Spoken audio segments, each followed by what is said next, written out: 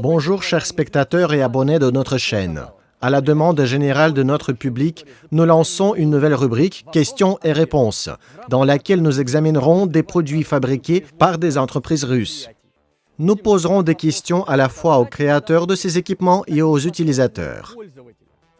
Des interviews passionnantes et des commentaires techniques de spécialistes vous attendent. Pour le premier numéro de cette rubrique, nous avons choisi le légendaire système d'armes Kalachnikov. Avec les spécialistes de cette entreprise, nous allons comprendre toutes les caractéristiques des fusils d'assaut Kalachnikov, qu'il s'agisse des versions de base ou des versions les plus récentes. Nous tenterons de répondre aux questions les plus fréquemment posées. Alors, installez-vous confortablement, versez du thé ou ce que vous voulez, et c'est parti!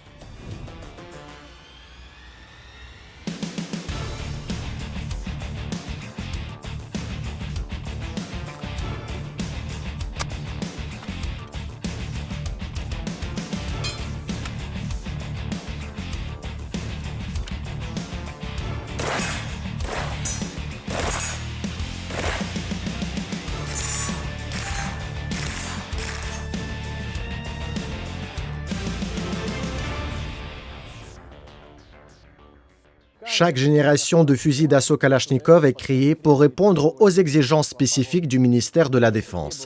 Et ces exigences sont basées sur l'expérience des conflits actuels et passés. Le point de départ de notre voyage d'aujourd'hui sera AK-74M. Et un représentant de la société Kalachnikov répondra à nos questions. Nous vous souhaitons la bienvenue. Bonjour. Chers spectateurs, je propose de commencer par une question fréquemment posée. Quand et pourquoi l'idée de créer toute une série de fusils d'assaut Kalachnikov pour différents calibres et différentes longueurs de canon est-elle venue? La 100e série, dans sa forme actuelle, est apparue au milieu des années 90. Et pour cela, il y a deux raisons.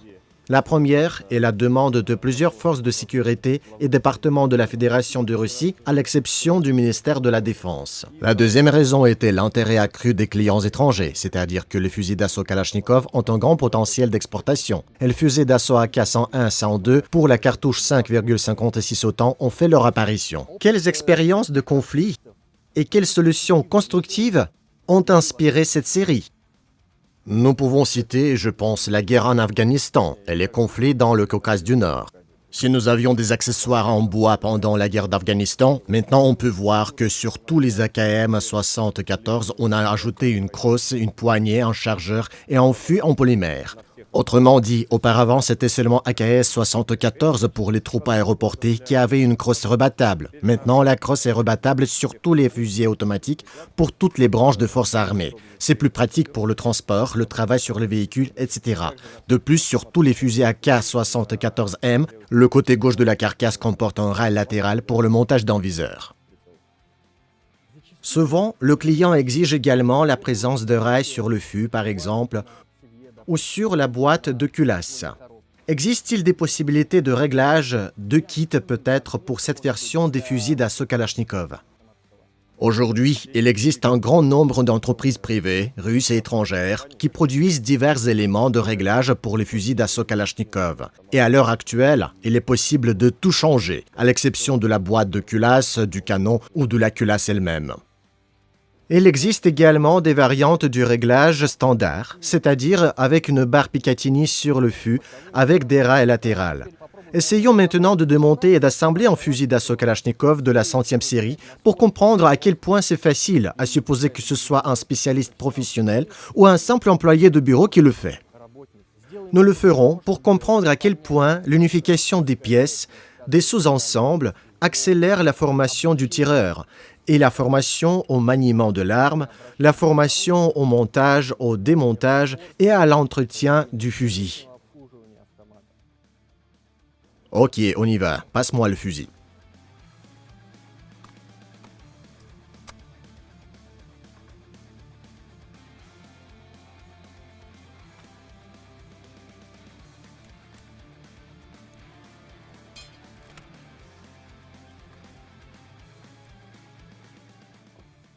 Normalement, en ce qui concerne la maintenance sur le terrain, c'est tout ce qu'il faut. C'est-à-dire un minimum de détails réduit au minimum les risques qu'un soldat perde quelque chose, ce qui assure la possibilité de toujours garder ses armes prêtes et entretenues.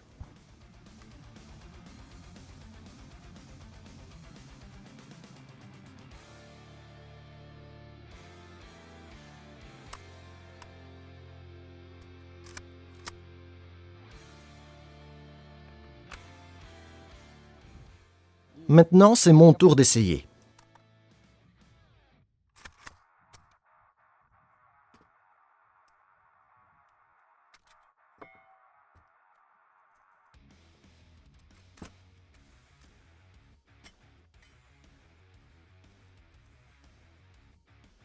Eh bien, c'est élémentaire et simple.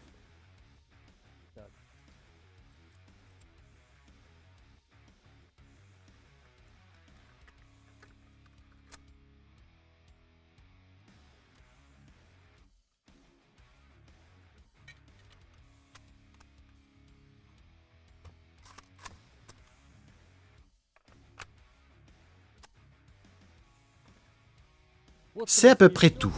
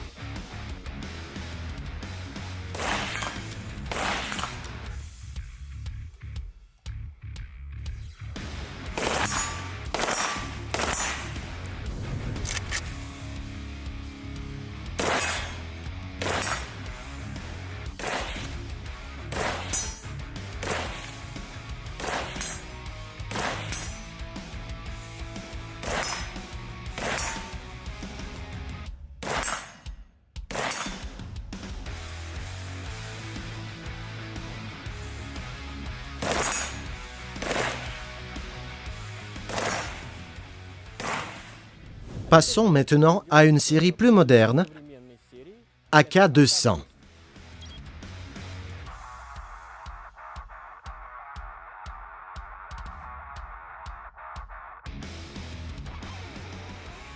La série 100 a été remplacée par la série 200 qui répond aux exigences modernes en matière d'armes légères. La société a porté beaucoup d'attention aux détails demandés par nos clients étrangers. Le résultat est une arme qui a été aimée par certaines forces de l'ordre de la Fédération de Russie. Par exemple, la Rosgvardia possède l'un des modèles de la série 200 dans son inventaire. Si vous y prêtez attention, vous constaterez que la crosse a été entièrement redessinée, que le couvercle de la boîte de culasse est différent, que le parti avant est différente, qu'il y a des rails Picatinny, une nouvelle poignée, etc. Pour plus de détails, je vous propose d'écouter notre expert qui va nous raconter pourquoi exactement ces décisions ont été mises en œuvre dans la série 200. Donc, il y avait deux idées principales. La première est d'augmenter la facilité de manipulation de l'arme, c'est-à-dire de donner à l'utilisateur la possibilité de la personnaliser. Nous pouvons parler en détail de la nouvelle crosse qui est réglable en longueur et rebattable. Pourquoi est-ce nécessaire? Tout d'abord, on a tous des données anthropométriques différentes, c'est-à-dire que nous avons des longueurs de bras, de cou, etc. différentes. Pour tenir l'arme correctement, il est très important de pouvoir ajuster la longueur de la crosse. La présence d'une armure personnelle ou de vêtements divers peut également modifier l'épaulement, c'est-à-dire on doit tenir compte de l'épaisseur de l'équipement au niveau de l'épaule pour régler la longueur. La nouvelle poignée cunéiforme est confortable pour les petites et les grandes paumes, contrairement à la poignée de la série 100. La deuxième partie très importante consiste à donner à l'utilisateur la capacité d'utiliser le fusil d'assaut dans n'importe quel environnement et dans n'importe quel scénario des tâches auxquelles il est confronté, c'est-à-dire à lui donner la capacité d'installer de manière fiable divers systèmes de visée, des désignateurs laser, des lampes afin de travailler dans des conditions de faible visibilité. On sait très bien que le rail Picatinny est un format de montage international, ce qui nous permet d'installer des appareils de production nationale ou d'autres pays, américains ou chinois, peu importe. Par conséquent, les utilisateurs ne sont pas limités comme c'était dans la série 100. Lorsqu'il y avait un assemblage à queue d'aronde, à l'époque, on devait acheter un adaptateur. Oui, merci. C'est aussi un point très important parce qu'ici, on peut dire que les accessoires sont déjà intégrés à l'usine, c'est-à-dire qu'on libère, si l'on peut dire, l'utilisateur de la nécessité d'acheter des accessoires d'autres sociétés qui peuvent ne pas convenir, qui peuvent ne pas être de bonne qualité. Et ces fusils, sous cette forme, passent tous les tests nécessaires et l'acceptation du client et nous pouvons être sûrs que tout cela fonctionne bien. Souvent, un combattant n'a tout pas simplement la possibilité d'acheter. Si on parle de certaines forces spéciales, elles peuvent adapter la série 100 à leurs besoins, aux tâches auxquelles elles sont confrontées. Mais dans ce cas, l'arme est prête à l'emploi dès sa sortie de la boîte. Et on peut installer toutes les variantes d'équipement. Comme nous l'avons déjà mentionné, on peut installer n'importe quel désignateur laser. On peut installer toutes sortes de lampes torches, par exemple. Par conséquent, cette arme est universelle. Elle peut être utilisée aussi bien par les forces armées que par les unités qui accomplissent certaines tâches spéciales, les unités de lutte contre le terrorisme, etc. C'est tout à fait exact. Il est prêt tout de suite. Je veux dire qu'avec ce fusil, si on a un collimateur, il ne faut pas chercher un adaptateur. On a juste à installer ce qu'on veut et être sûr de la fiabilité de l'installation. D'après l'expérience de contact avec les clients étrangers et avec nos spécialistes, les experts aux expositions d'armes posent des questions insidieuses. Parfois, ils donnent des conseils concernant l'amélioration du fusil d'assaut Kalachnikov. L'une des questions souvent posées est de savoir si cette culasse permet de maintenir le niveau nécessaire de précision. Dans quelle mesure elle est structurellement capable d'être entretenue, puis d'être utilisée dans des conditions de combat normales. Certains se plaignent de la fragilité de la construction du fût. Que pouvez-vous répondre à nos spectateurs à ce sujet ? Écoutez, on peut en dire long sur ce sujet, néanmoins ce sera tout à fait vrai. Comme on a déjà dit, le fusil d'assaut est soumis à des tests d'usine très rigoureux, puis à l'acceptation du client. Si cette arme ne répondait pas à l'une de ces exigences, elle ne serait tout simplement pas mise en service ni fournie. Il n'y a pas grand-chose de plus à dire ici. Il n'y peut y avoir de situation où quelque chose n'a pas été vérifié, n'a pas été pris en compte dans la conception. La couverture de la culasse est de construction rigide. Ici, il est articulé. Ici, il est fixé sur deux saillies. Et par conséquent, il est fermement serré. C'est-à-dire, il n'y a pas de jeu, pas de vibration, et le soldat ne perdra pas la couverture de la culasse et par conséquent le collimateur ou le viseur qui y est installé. Une autre question qui revient périodiquement dans l'espace médiatique est le collage, dans ce cas-là de l'amortisseur de flamme à fente et l'apparition de la rouille. Que pouvez-vous répondre à nos spectateurs sur cette question ? Vous pourriez essayer de ne pas changer l'huile de votre voiture pendant quelques années et voir ce qui se passe. Sans blague, tout mécanisme nécessite un entretien opportun et approprié. En d'autres termes, si vous nettoyez et lubrifiez, vous ne rencontrerez aucun problème. Mais peu importe si vous entretenez mal votre fusil, il ne perdra pas ses capacités de combat. Oui, tout à fait. Je pense que même s'il n'y a plus de revêtement ou qu'il colle, il ne va pas s'arrêter de tirer. Oui. D'ailleurs, on trouve sur Internet quelques vidéos de tests organisées par la société Kalachnikov où l'on tente de détruire ces produits. Mais on a échoué. Oui, c'est vrai. Essayons maintenant d'atteindre les cibles thoraciques qui se trouvent sur le champ de tir de la Kalachnikov et demandons d'abord à un spécialiste de le faire, puis à moi d'essayer en tant qu'employé de bureau pour voir à quelle vitesse on peut entraîner une personne à tirer assez précisément avec un fusil Kalachnikov.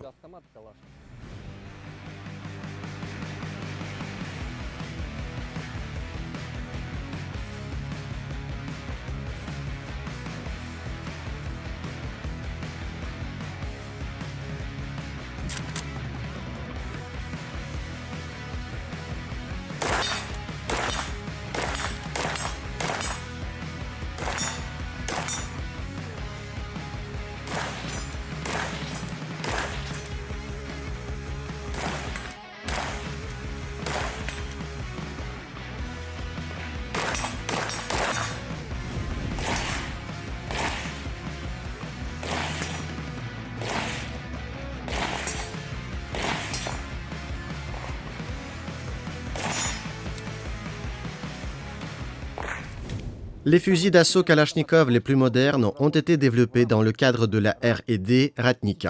AK-15 en 7,62 et AK-12 sont aujourd'hui en service au sein des forces armées de la Fédération de Russie. Et pour la première fois, en 2020, Rosoboron Export et Société Kalachnikov ont lancé AK-308 sur le marché mondial. Selon les normes étrangères, il s'agit d'un fusil de combat, c'est-à-dire d'un fusil d'assaut utilisant la munition RS-51, la munition standard produite en Russie de calibre 308, qui permet d'engager des cibles en toute confiance à des distances allant jusqu'à 800 mètres.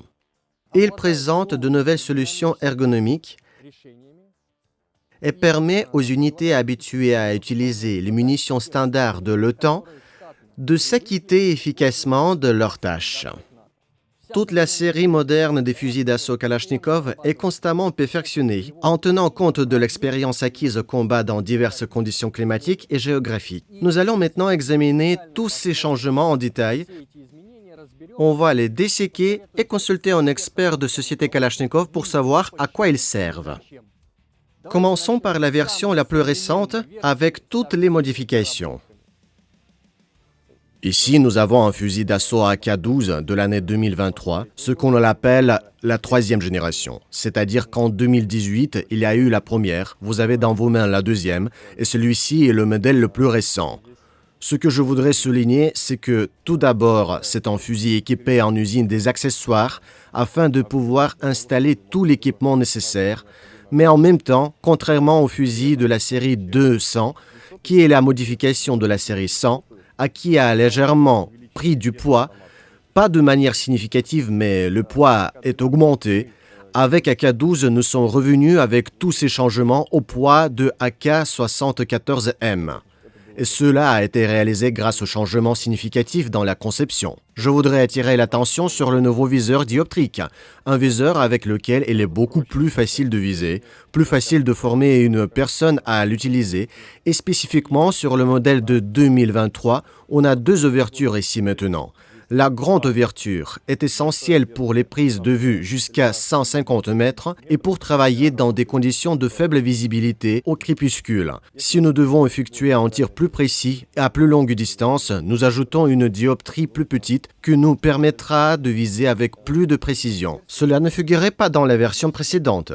Les gens disent de temps en temps qu'ils n'ont pas mis de dioptrie, que ce n'est pas pratique. En fait, aucune décision technique n'est prise sans expérience de nos forces armées dans différents conflits et nous suivons également de près toutes les exigences de nos clients. Et si nous revenons à l'expérience de tir à visée ouverte, corrigez-moi si je me trompe, là, je ne sais pas, depuis un demi-siècle maintenant, probablement presque tous les fusils d'assaut sont livrés avec des viseurs dioptriques. Oui. Absolument, c'est vrai. Nous pouvons prendre comme exemple presque toute la gamme de fusils M16, les carabines M4, la gamme G3. Vous pouvez même remonter jusqu'à la FN-FAL par exemple. C'est-à-dire que tous les fusils de combat sont équipés dans le monde entier en principe de viseur dioptrique. Et il ne s'agit pas d'une tendance sportive, c'est objectivement meilleur et plus pratique.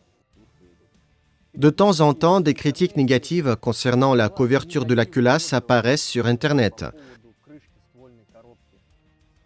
C'est un point que nous avons déjà abordé avec la série de fusils précédente, mais je me propose de le souligner à nouveau ici, car la couverture de la culasse a été encore améliorée dans la nouvelle série. La structure est encore plus intéressante.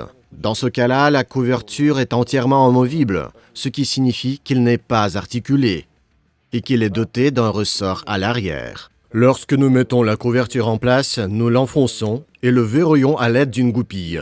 Et voici le point important, la goupille vous permet de la démonter et de la remonter sans la perdre parce qu'il y a une face ici qui lui permet de ne pas tomber pendant l'assemblage et le désemblage. Oui, et aussi si vous regardez la version précédente, il y avait un levier. Montrons-la. Ici, pour retirer la couverture de la culasse, il fallait déverrouiller le levier et le faire glisser comme ceci. Mais si nous installons un équipement ici, par exemple, ou si nous avons un viseur un peu plus long que celui-ci qui est présenté ici, cela peut être problématique. Il n'y a tout simplement pas moyen de relever le levier. Il y a un problème ici. C'est-à-dire que toutes les nuances, même les plus infimes, qui apparaissent naturellement dans le cadre du combat et du fonctionnement expérimental, sont prises en compte et l'arme est constamment améliorée. Pourquoi le ressort se trouve-t-il à l'arrière? Comme la pièce est amovible, elle aura une certaine liberté de mouvement dans un sens ou dans l'autre, c'est-à-dire en jeu. La conception est faite de telle sorte que ce jeu est contrôlé. D'autres termes, lorsqu'on tire, comme la couverture est montée sur le ressort, il a un mouvement vers l'avant et vers l'arrière, mais il revient toujours au même endroit, ce qui nous permet de ne pas perdre la ligne de visée.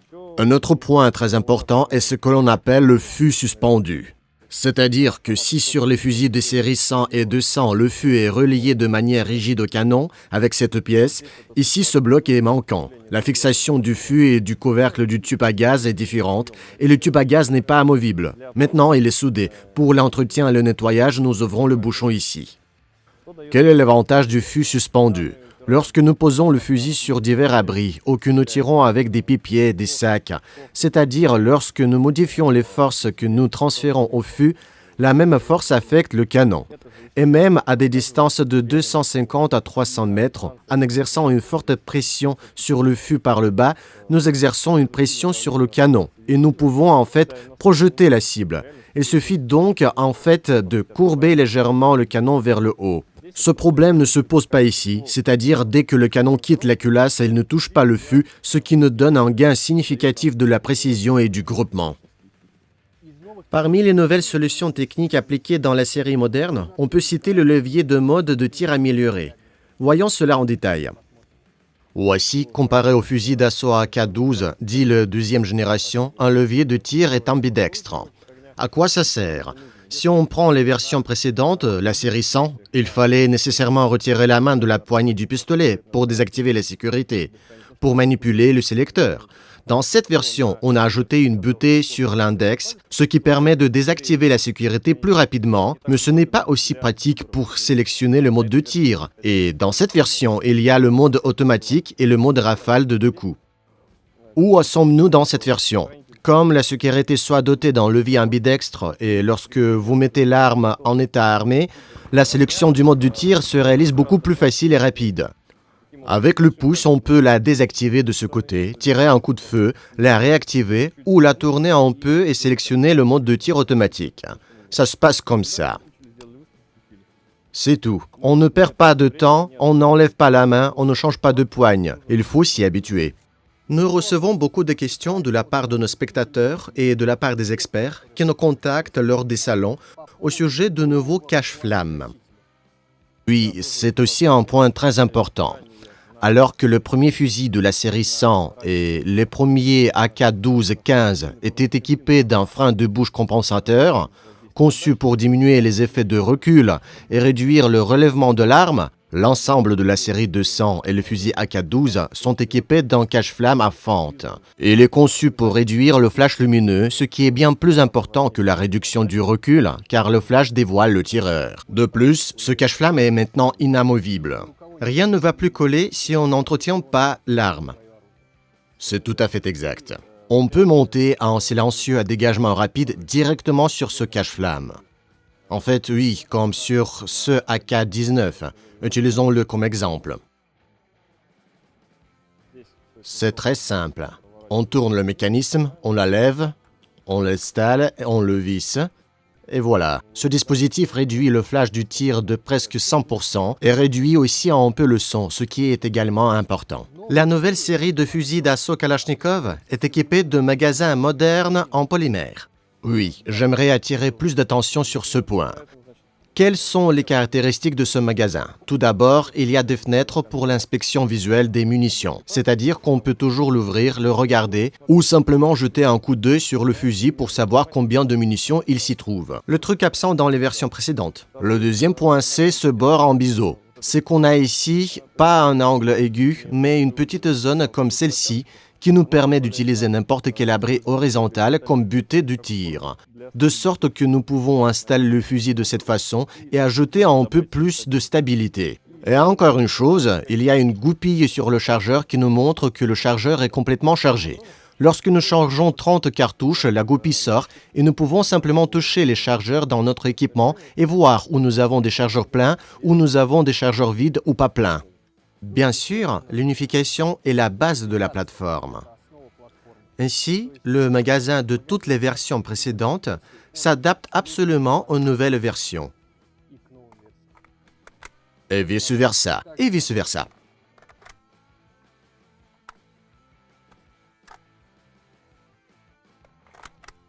J'aimerais également dire quelques mots sur la mise à jour du couvercle du tube à gaz et du fût. Le couvercle du tube à gaz n'est pas amovible, il est monté de manière rigide sur le tube à gaz et la structure du fût a été modifiée de manière à ce qu'il n'y ait pas de jeu et que si l'utilisateur a besoin d'installer un désignateur laser ici, le point moyen des impacts du laser reste également en place pendant l'utilisation active du fusil. C'était ailleurs l'une des questions posées par les spectateurs de notre chaîne. Le fût a été vraiment affiné ici, en tenant compte de l'expérience de l'utilisation au combat. L'une des principales questions que les clients nous posent souvent concerne la portée pratique. En effet, dans les premières séries de fusils d'assaut Kalachnikov, la distance de visée est de 1000 mètres, selon les documents.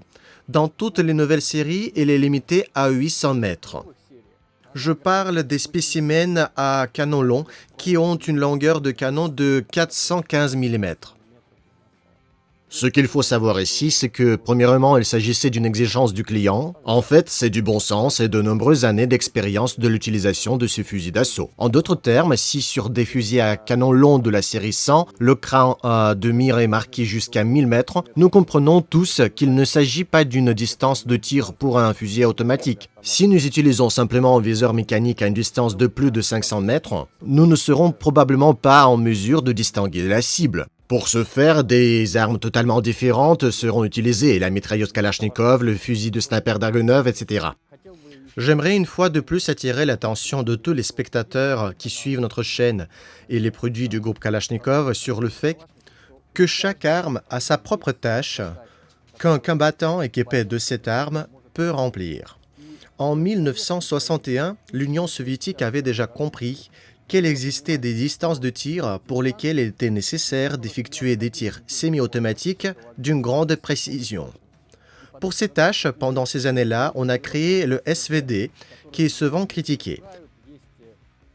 Des commentaires incompréhensibles apparaissent régulièrement sous nos vidéos. Mais le fusil remplit toujours efficacement ses fonctions dans diverses conditions climatiques et aujourd'hui, les forces armées de nombreux pays en viennent à considérer qu'il devrait y avoir un fusil semi-automatique que beaucoup appellent le fusil Marksman qui couvre la distance de 800 à 1200 mètres. Ici, je peux ajouter seulement que pour 1963, l'année où le SVD a été mis en service, c'était une conception vraiment unique.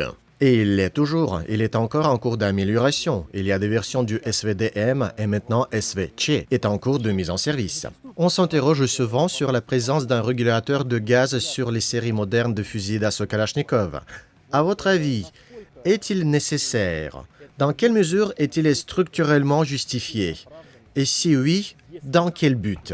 Compte tenu des caractéristiques de conception de cet assemblage, il n'y a pas de problème de monter un régulateur de gaz ici. De plus, ce point a déjà été élaboré, il n'y a donc pas de problème à l'introduire ici.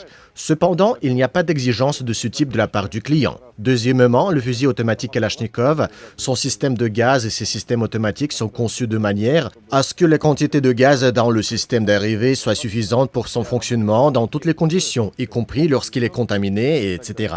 En général, ce sont les sportifs qui ont le plus besoin du régulateur du gaz, par exemple pour régler le système avec plus de précision, ajuster le recul et sélectionner les munitions. Le fusil d'assaut Kalachnikov est à l'origine une arme de combat qui doit accomplir des tâches spécifiques et un régulateur de gaz n'est pas nécessaire pour accomplir ces tâches.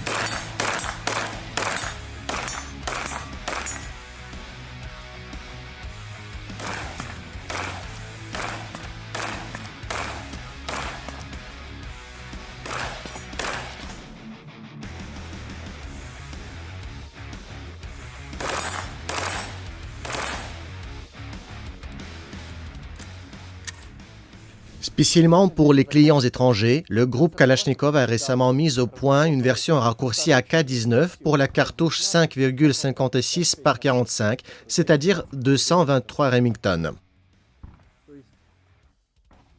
En d'autres termes, cette arme conserve toutes les caractéristiques de conception de la série la plus moderne et offre des performances accrues en matière de la compacité.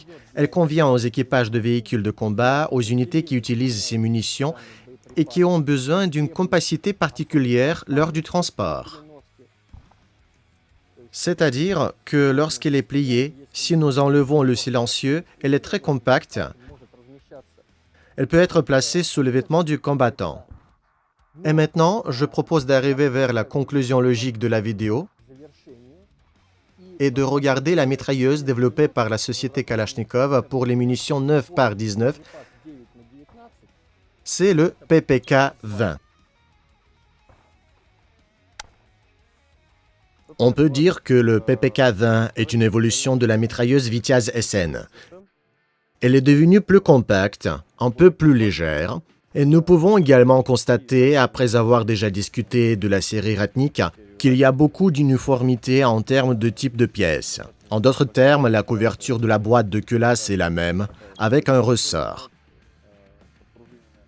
Le sélecteur de tir est ambidextre. La poignée est ambidextre. La crosse est plus compacte et se replie sur le côté droit de la carcasse. À quoi ça sert? Mais parce qu'il y a toujours une poignée qui dépasse sur le côté droit lorsque la culasse est armée. Donc, si nous replions la crosse ici, elle est plus pratique pour le stockage et le transport. Ainsi, elle est plus compacte. Et bien sûr, la longueur de la crosse est également réglable. En ce qui concerne les spécificités de la formation, je veux dire que si vous avez une formation sur la plateforme de base de la Kalachnikov, ce n'est pas un problème de reformer un combattant parce que les contrôleurs de tir ici sont absolument identiques aux nouveaux. Oui, exactement la même sécurité double face, exactement la même mire. La poignée sera la même, la poignée du type pistolet.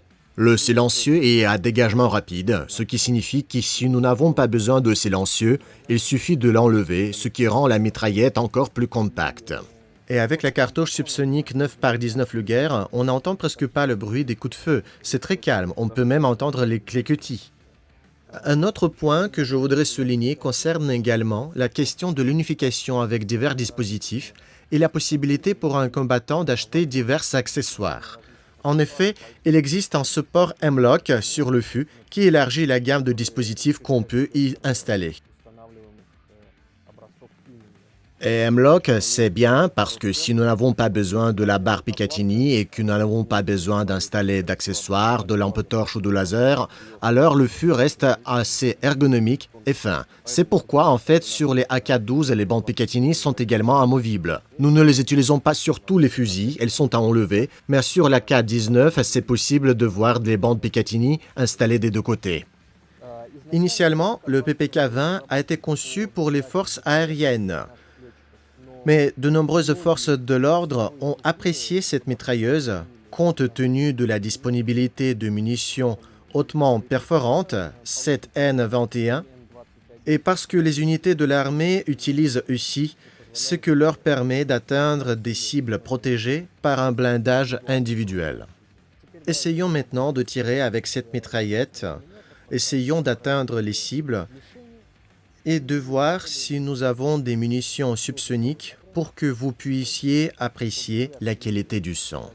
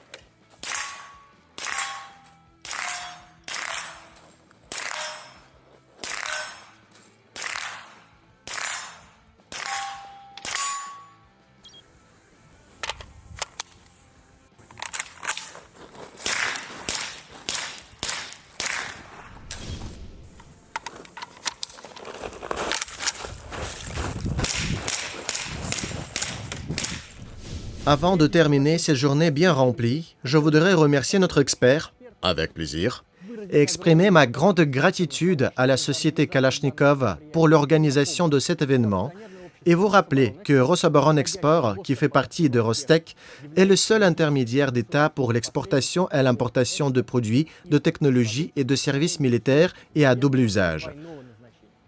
Chers spectateurs, cette vidéo sera traduite et doublée dans différentes langues pour nos publics du monde entier.